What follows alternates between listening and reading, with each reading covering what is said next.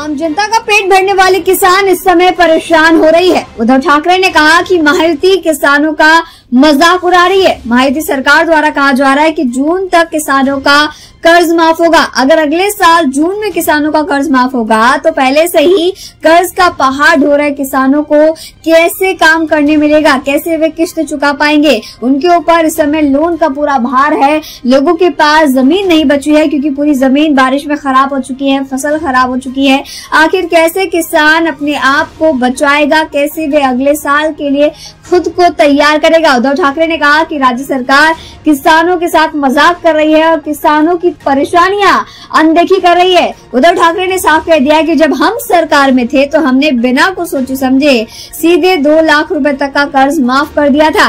सारे डेटा वैसे ही हैं, सारे उनके पास नाम है, एड्रेस है। उसके बावजूद भी अभी की महायुति सरकार आखिर क्यों लोगों का कर्ज माफ नहीं कर रही है? क्या किसानों की तकलीफ महायुति सरकार नहीं देख रही है? एक बड़ा आरोप इस समय उद्धव ठाकरे ने सरकार पे किया है। कर्जमुक्तीसाठी शेतकरी जेव्हा रस्त्यावरती आता उतरला होता त्याला पुढच्या जूनचा वायदा मुख्यमंत्र्यांनी केलेला आहे आणि त्यावेळेला मी काही प्रश्न उपस्थित केले होते की पुढच्या वर्षी जून मध्ये जर कर्ज माफ होणार असेल तर तोपर्यंत आतापर्यंत डोक्यावरती असलेल्या कर्जाचा जो डोंगर आहे त्याचे हप्ते शेतकऱ्यांनी भरायचे की नाही भरायचे।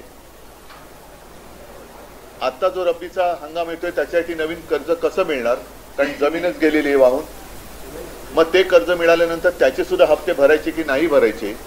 आणि सगळ्यात महत्त्वाचा प्रश्न म्हणजे जे एक अतर्क्य असं विधान मुख्यमंत्र्यांनी केलेलं आहे की बँकांचा फायदा होईल कर्जमाफी केली तर, म्हणून आम्ही कर्जमाफी करत नाही आहोत।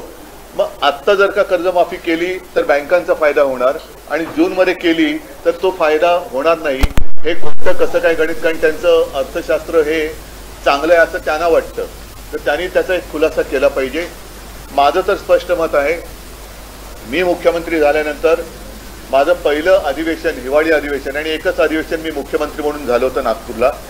कोणताही अभ्यास न करता, कोणी मागणी न करता मी माझ्या राज्यातल्या शेतकऱ्याला 2 लाखापर्यंत पीक कर्ज हे माफ केलं होतं, मुक्त केलं होतं। आता ती सिस्टीम लागलेली आहे, ती माहिती गोळा झालेली आहे, डेटा सगळा तसाच आहे। मग जी योजना आम्ही यशस्वीपणाने अंमलात आणून दाखवली होती ती संपूर्ण सिस्टीम तशी आहे, डेटा तसाच आहे। तर त्याच महात्मा फुले कर्जमुक्ती योजनेचा दुसरा टप्पा सरकारने आता जाहीर का करू नये? आता जाहीर करू शकतं ते, कारण सगळं त्यांच्याकडे माहिती आहे। आम्ही कसं केलं, काय केलं हे सगळं माहिती आहे। शेतकरी आजही मी कुठे गेलो तरी सांगतो की साहेब तुम्ही आमची कर्जमुक्ती केली, कर्जमाफी केली, या सरकारला करायला लावा। म्हणजे आम्ही केलं होतं हे आता लोकांनी मान्य केलेलं आहे आणि कोणाला विचारलं तर लोक सांगतात की तुम्ही केली होती। तर तो सगळं पूर्ण यंत्रणा तिकडे आहे, डेटा आहे। त्याच्यात आणखीन काही सुधारणा असेल तर ती करा, पण डेटा आहे। आम्ही कोणतीही अट तट शर्ती बिर्ती अभ्यास कोणतीही परदेशी समिती आमच्याकडे नव्हती, सगळं स्वदेशी होतं आणि शेतकऱ्याशी आम्ही प्रामाणिकपणाने कर्जमुक्ती करून तसे वागलो। तसंच हे सरकार आता का वागत नाही? मी तर 5 तारखेपासून मराठवाड्यामध्ये संवाद दौऱ्यावरती जाणार आहे। इथे माझ्या कोणत्याही जाहीर सभा नसतील, शेतकऱ्यांशी मी थेट संवाद करणार आहे। कर्जमुक्तीसाठी